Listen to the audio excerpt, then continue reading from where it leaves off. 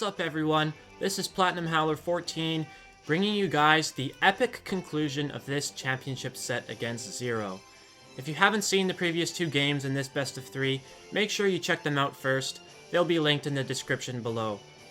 In game 2, I played very recklessly, knowing I still had this game to play if I lost it.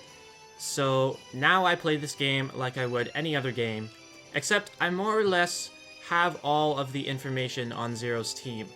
I know now that the Sylveon is Life Orb, which caught me off guard in the second game. I know that I can't play as carelessly with Victini because it gets huge damage off when brought in on the right things, like Sylveon or Ferrothorn. I know that I need to keep Lando T as healthy as possible to switch in on Charizard X. I know my win conditions, Zero knows his, so let's get this battle started. For game 3, I'm going to make the safe lead, and that safe lead would be Raikou, because Raikou can get off a good damage on certain things, or it can get momentum with Volt Switch on others. So, on this first turn, I'm going to make a huge prediction, predicting him not to go for the Earthquake. I'm going to stay in and go straight for the Hidden Power Ice. I figured he wouldn't go for Earthquake, predicting my Lando T switch in, so I could get up my Stealth Rocks. He's going to go for Knock Off, trying to knock off Landorus's Citrus Berry. That would be huge if he knocked off my Citrus Berry, kind of like I've knocked off Rotom's Citrus Berry in the first game. And then I predict him to switch out to save his Landorus. He doesn't want to go down to a second Hidden Power Ice. So I get the Volt Switch off on the Ferrothorn, and Victini gets to come in for free, and click V-Create for free. He's going to have to choose something to take a lot of damage, and he's going to choose Latios. That is his best choice in my opinion. Latios should be able to take this and then get off a huge Draco Meteor, except I crit him with V-Create and knock him out in one shot.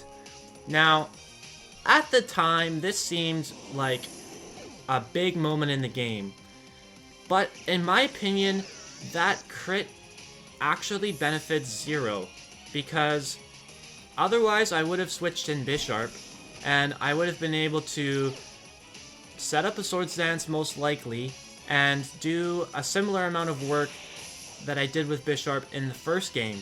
So I don't really know how to feel about that crit, to be honest. I don't know if I went for U-turn, whether or not that would have killed, and I could have got Bisharp in for free, taking no damage. But I am choice banded, so I kind of do think it would have killed, but I don't really know. But anyway, Rotom comes in, gets some momentum back with Volt Switch. Obviously, I'm not going to leave Victini in on the Rotom like that. So I just go into Raikou and go for a Volt Switch of my own. And as Ferrothorn is in now, I'm half expecting his last move to be Thunder Wave. If I was fully expecting it, I should have gone out into Landorus T here, because Landorus T can't get paralyzed by Thunder Wave at least. But instead I let my Sceptile get paralyzed. I wasn't going to let my Victini get paralyzed, so I switched Sceptile in instead.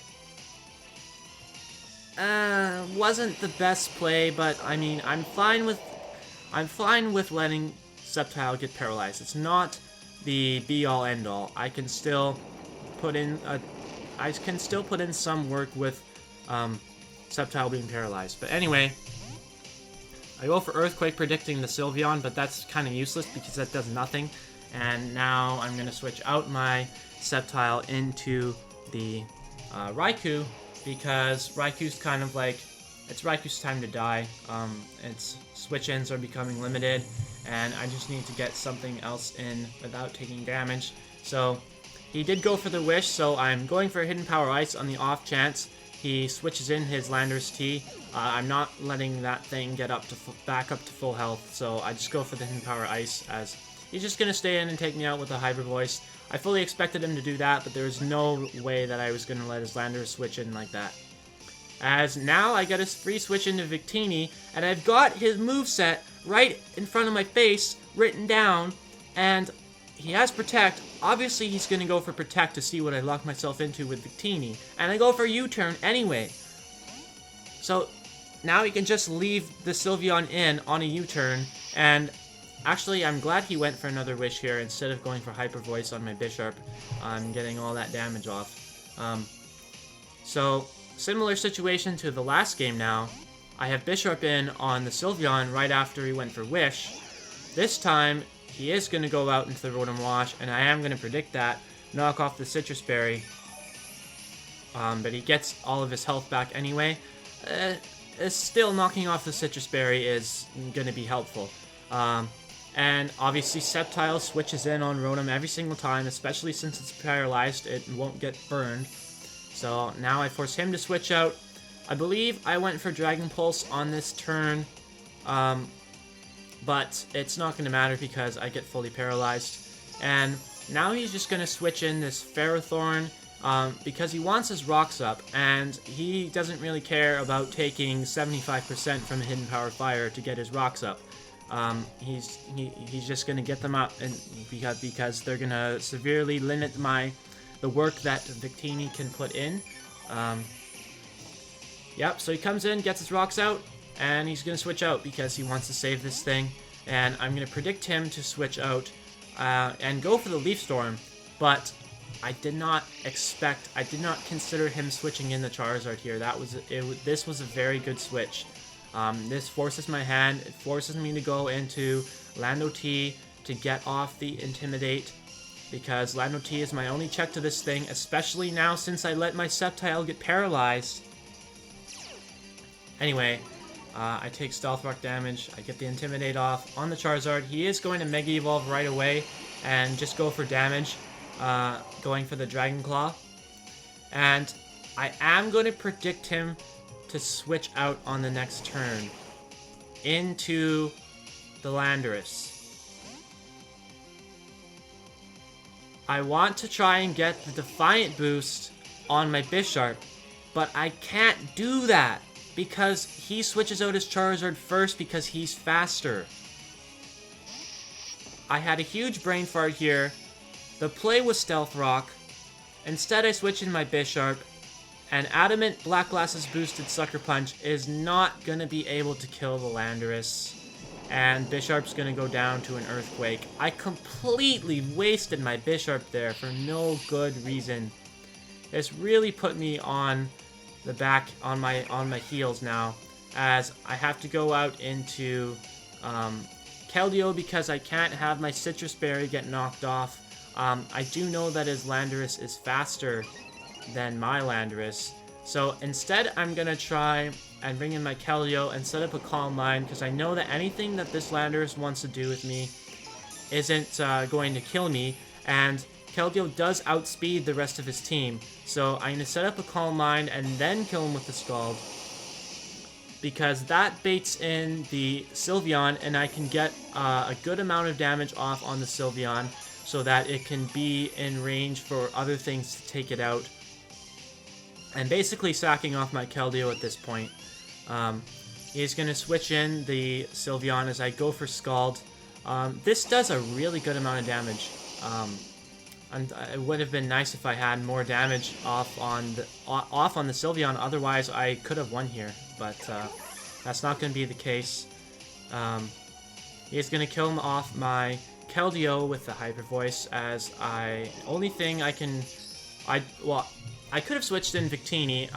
At this point, I'm down to Landorus, Sceptile, and Victini. But the only thing, Victini would have been a bad play, is the main thing. So I just go in, I just bring in the Landorus now to kill off the Sylveon with an Earthquake. And at this point, it's 3-3. He has his Charizard and his Rotom, which he's going to switch in right now. I'm going to go for the U-turn. Here is a spot where I needed to make a prediction in this spot. I mean, Sceptile still switches in, and really the only thing that this Rotom can do to me is Confuse Ray me. So if I was going to predict Confuse Ray there, I should have stayed in and gone for Stealth Rocks, because I needed that damage on the Charizard. because he's not going to leave his Charizard in on my Landorus. But he's going to switch in his Charizard right here. I break through Confusion, but not Paralysis. I went for Dragon Pulse on that turn that Charizard switched in. If Charizard goes down to that Dragon Pulse, I win the game, because all he has left is Rotom and Ferrothorn, and the only moves that they can hit me with are both 4 times resisted moves. So as long as I don't lose out to Confusion hacks or Paralysis hacks, then I 1v1 the Ferrothorn and the Rotom. But I cannot break through Paralysis there, and Charizard's basically going to be able to clean up at this point. I have to switch in the Landorus. The Landorus cannot take 2 -1 Dragon Claws. The Stealth Rocks put me in range to die, but he is... I have to switch in Victini next. He is going to switch out the Charizard to get his attack back up to neutral. Fodder off the Ferrothorn. The best thing that I can do right now is lock myself into Brick Break. I am going to be able to survive the Dragon Claw. He does not have Earthquake as his last move. Brick Break gets a crit. If I had Stealth Rocks up, that Charizard would be dead, and I would have won the game again. But I did not put Stealth Rocks up in this match, and that is what cost me. He's going to be able to take me out with a second Dragon Claw. There is no speed tie there to worry about because I am an Adamant Victini and he is most likely a Jolly Charizard. So now he's just going to be able to take out my paralyzed Sceptile that I let get paralyzed by the Ferrothorn when I knew that he was going to go for Thunder Wave anyway. Just so many things in this game that I screwed up, that I could have done better. I'm not going to whine about the hacks at the end there with the Parafusion. I could have done so many other things to prevent that from even happening.